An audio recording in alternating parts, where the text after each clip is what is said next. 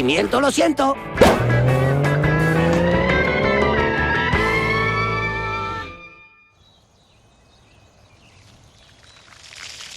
Hola, Rojo.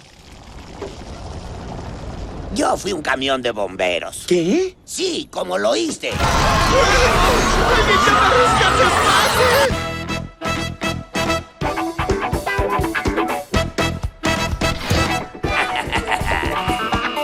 Atención unidades, por favor respondan. Incendio en progreso en el 1209 de la calle Carmaiba.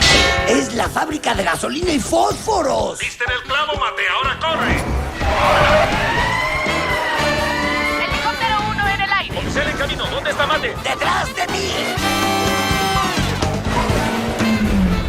¡Mate uno en camino! Todos hacia atrás, por favor. Pon esa reversa, amigo.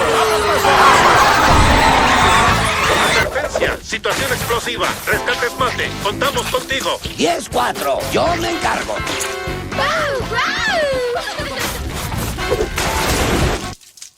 Mate, tú nunca fuiste un camión de bomberos. Ah, solo haz memoria, por favor, si estuviste ahí.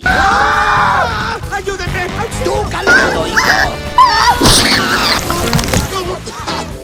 ¡Te tengo!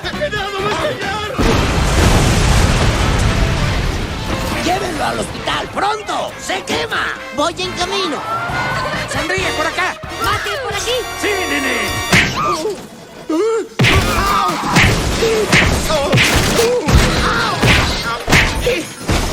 Llamando al doctor Mate. Doctor Mate a quirófano. Ya llegué, chicas. Y ahora, echemos un vistazo.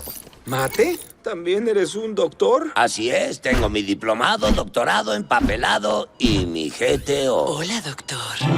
¡Despeje!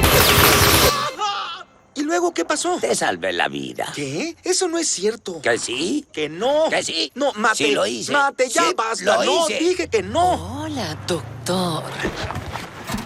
¿Que sí?